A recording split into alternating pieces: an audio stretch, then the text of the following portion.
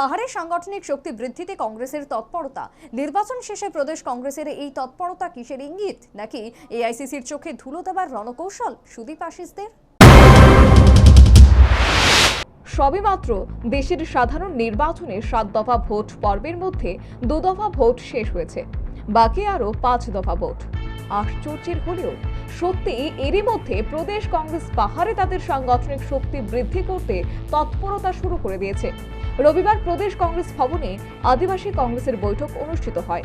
বৈঠকে প্রদেশ কংগ্রেস সভাপতি আশিস কুমার সাহা, কংগ্রেস কেন্দ্রীয় কমিটির আমন্ত্রিত সদস্য বিধায়ক সুদীপ রায় বর্মন, প্রদেশ কংগ্রেস এসটি সেলের সভাপতি শব্দ কুমার জমাতিয়া সহ অন্যান্যরা উপস্থিত ছিলেন। আমাদের সংগঠনের পক্ষ থেকে আদিবাসী কংগ্রেসকে শক্তিশালী রূপে ময়দানে একটা দীর্ঘদিন থেকেই সাংগঠনিক প্রক্রিয়ার মাধ্যমে আমরা ধারাবাহিকভাবে কাজ করে চলেছি। আজকেও আমাদের আদিবাসী কংগ্রেস এসটি ডিপার্টমেন্টের যে মিটিং, এই মিটিংয়ের মাধ্যমে নির্বাচন উত্তর যে ভূমিকা আদিবাসী জনগোষ্ঠীর মধ্যে আমাদের সংগঠন বৃদ্ধির লক্ষ্যে এবং আগামী দিন ত্রিপুরা প্রদেশ কংগ্রেস সহ সারা রাজ্যে কংগ্রেস দলকে শক্তিশালী রূপে পরিগণিত করার জন্য আমাদের উপজাতি নেতৃত্ব এক বলিষ্ঠ ভূমিকা গ্রহণ করে তারা আদিবাসী কংগ্রেসকে এগিয়ে নিয়ে যায়। প্রদেশ কংগ্রেস সভাপতি দাবি করেন, লোকসভা নির্বাচনে পাহাড়ে আদিবাসীরা ইন্ডিয়া জোটের পক্ষে ভোট করেছে। সম্প্রতি দুটি লোকসভা কেন্দ্রের নির্বাচন সম্পন্ন হয়েছে।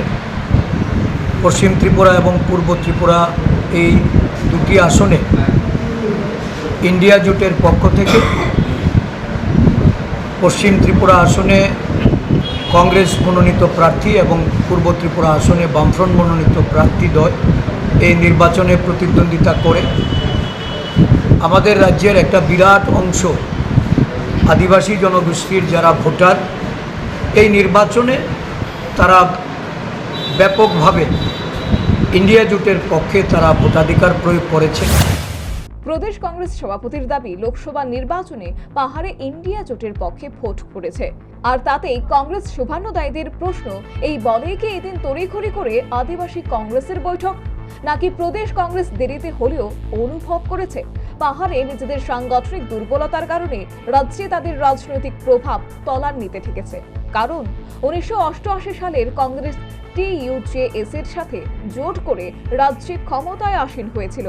তার মানে সমতলে কংগ্রেস আর পাহাড়ে তখন TUJS এর প্রভাব ছিল। এরপর 1993 সালে সেই কংগ্রেস TUJS এর সরকারের পতন ঘটে। এরপর থেকে শুরু হয় বামেদের শাসন এবং তা চলে দীর্ঘ 25 বছর। এই সময়ে যে বিধানসভা নির্বাচনগুলি অনুষ্ঠিত হয়েছিল, সেই নির্বাচনগুলিতে কংগ্রেস কখনো TUJS, আবার কখনো INPT, NCT, IPFT প্রভৃতি উপজাতি ভিত্তিক দলগুলির সাথে হাত মিলিয়ে নির্বাচনী যুদ্ধে অবতীর্ণ হয়েছিল, কিন্তু কাজের কাজ কিছুই হয়নি। এই সময়ে পাহাড়ে বামেদের গণমুক্তি পরিষদ দুদণ্ড প্রতাপশালী ছিল, কিন্তু 2018 সালের বিধানসভা নির্বাচনে বামেদের সেই মিথ ভেঙে যায়। রাজনৈতিক বিশেষজ্ঞদের মতে পাহাড়ের সাংগঠনিক শক্তি বৃদ্ধিতে কংগ্রেসের তৎপরতা ইতিবাচক পদক্ষেপ।